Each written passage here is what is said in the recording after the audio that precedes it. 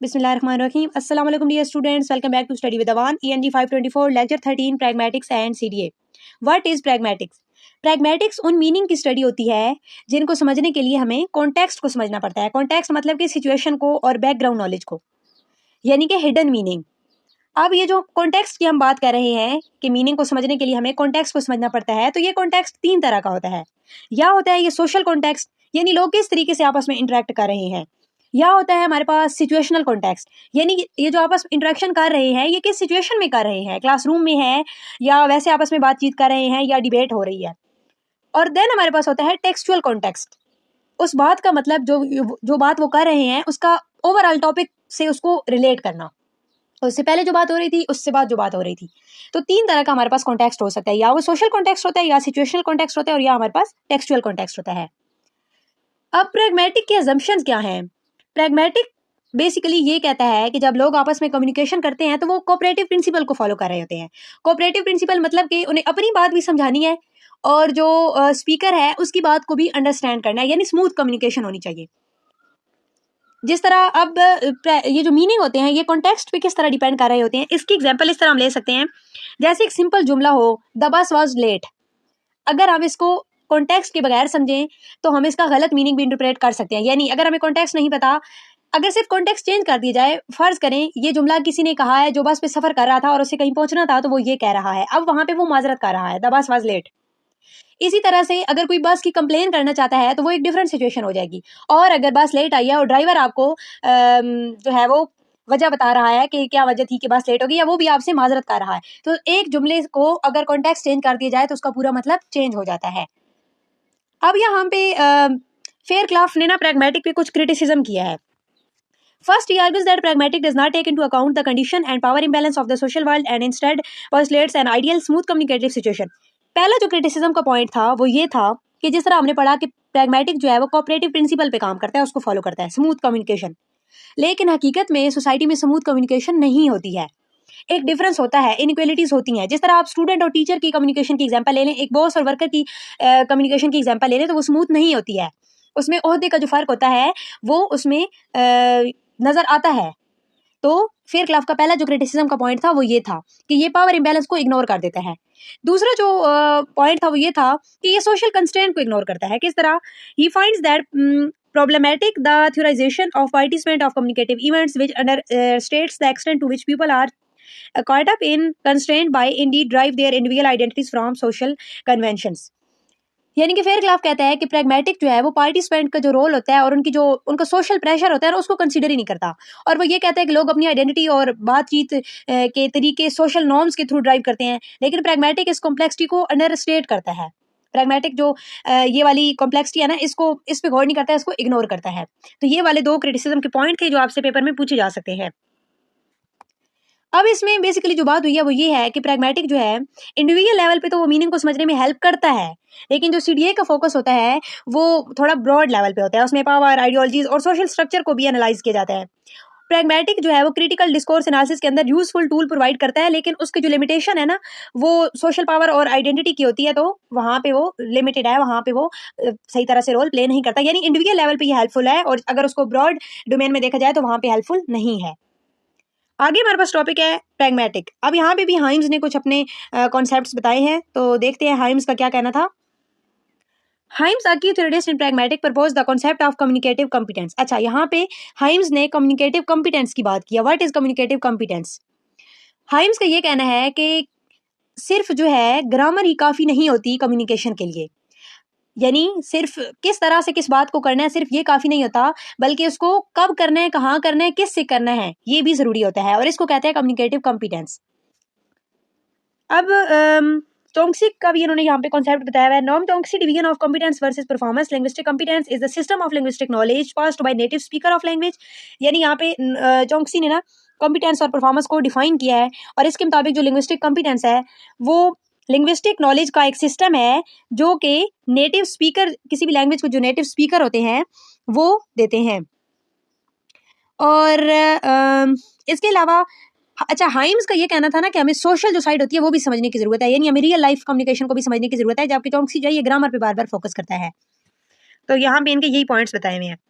आगे ये most important question है, हाइम्स ने स्पीकिंग मॉडल एक दिया था, उस स्पीकिंग मॉडल में किन की चीजों पे रोशनी डालता है, उसमें क्या क्या था। सबसे पहले वो बात करते हैं सेटिंग की, यानी कि वेयर व्हेन टॉक हैपन, जो अब बात हो रही है, जो इंटरेक्शन या कम्युनिकेशन हो रही है वो कहाँ पे हो रही है और कब हो रही है।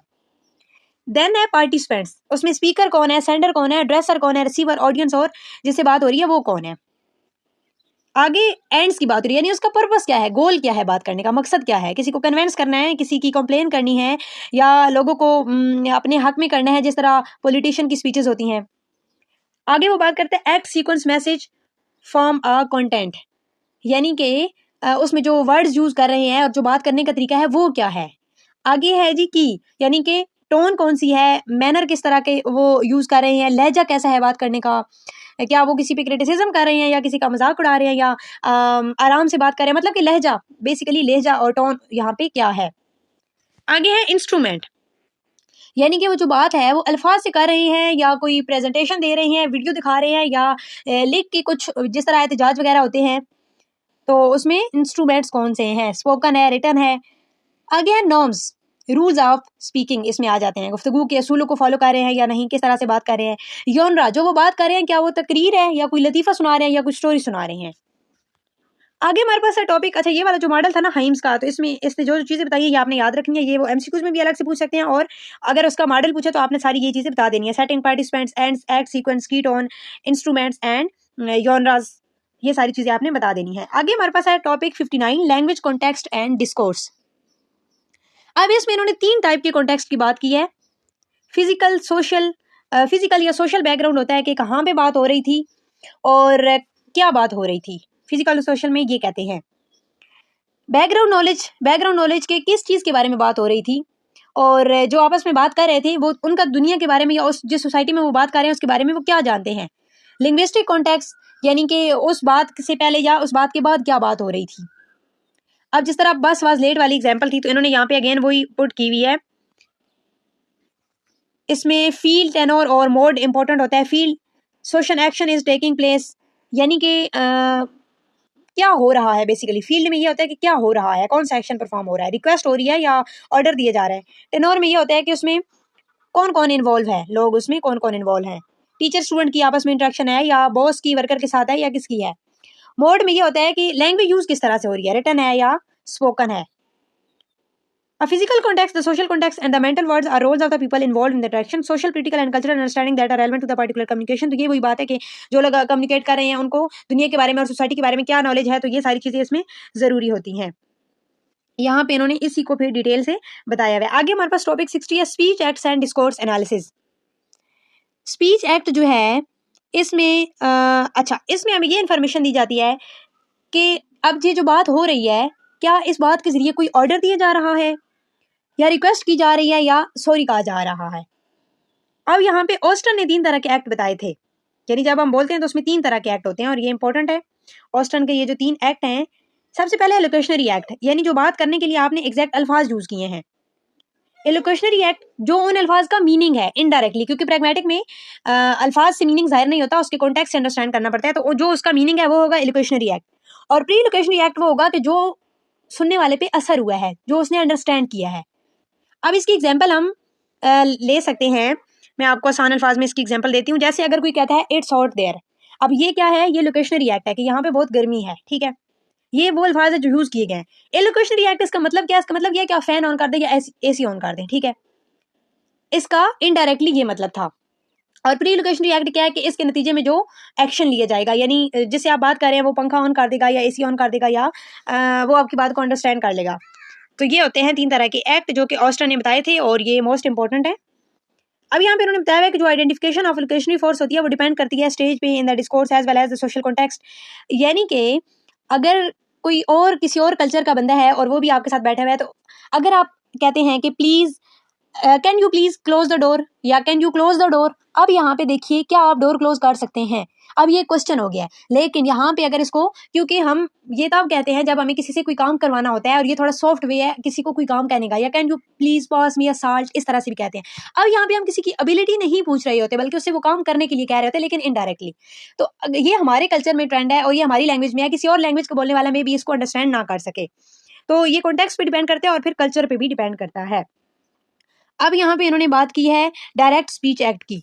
डायरेक्ट स्पीच एक्ट का मतलब होता है क्लियर मीनिंग, यानी इसमें हम ये नहीं कहेंगे कि can you please close the door या can you please pass me a salt, इसमें हम डायरेक्ट ऑर्डर देंगे क्लोज द डोर, ठीक है। और जो इनडायरेक्ट स्पीच एक्ट होता है उसमें थोड़ा प्लाइट और हिडन मीनिंग होती है, और वो जिस तरह मैंने example the, can you please pass me a salt, can you please close the door. अब ये अगर इसको इसके लफ्जी मीनिंग में देखा जाए तो ऐसे लगेगा कि हम किसी की एबिलिटी पूछ रहे हैं, क्या आप दरवाजा बंद कर सकते हैं, क्या आप मुझे सॉल्ट पकड़ा सकते हैं, लेकिन ये हम बेसिकली सॉफ्ट वे में कोई काम करवाने के लिए कह रहे हैं, बेसिकली हमें किसी से कुछ चाहिए, रिक्वेस्ट कर रहे हैं। अब यहाँ पे उन्होंने कुछ और एग्जाम्पल भी दी हुई है, ये आप रीड कर सकते हैं। आगे हमारे पास टॉपिक है felicity condition and discourse. Felicity condition वो कंडीशंस होती हैं जो किसी भी स्पीच एक्ट को सक्सेसफुल या वैलिड बनाती हैं। इन्होंने यहाँ पे वेडिंग इनविटेशन की एग्जांपल पुट की हुई है कि अगर कोई कहता है किसी को कि आपने मेरी शादी में आना है। अब ये जो इनविटेशन का एक्ट है ये तब डन होगा, सबसे पहले तो उस बंदे को इनविटेशन देने का राइट होना चाहिए, ठीक है। देन ये कंडीशन होगी कि उस बंदे की शादी भी होनी चाहिए, यानी कि वो जो जिस इवेंट के लिए आपको इनवाइट कर रहा है वो होना भी चाहिए। इसके अलावा जो है इनविटेशन या कार्ड के ज़रिए होनी चाहिए, या आपको वो शादी का कार्ड देगा या आपको कॉल करेगा और बाकायदा इनवाइट करेगा, तो इनविटेशन प्रॉपर वे में डन होनी चाहिए। अच्छा, यहाँ पे सेल ने ये कॉन्सेप्ट दिया है कि जिस तरह ऑस्टर ने कहा कि ये वाली कंडीशन जो है ये वाली फुलफिल होनी चाहिए, तो सेल का ये कहना था कि ये सिर्फ कंडीशंस नहीं होती जो फुलफिल होनी ज़रूरी हैं, बल्कि ये जो स्पीच एक्ट है ये उसकी बेसिकली डिफिनेशन है, ये वाली कंडीशन यानी उसकी डिफिनेशंस है। तो ये था हमारा आज का लेक्चर। मिलते हैं नई वीडियो में नए टॉपिक के साथ। दुआ में याद रखिएगा। अल्लाह हाफिज़।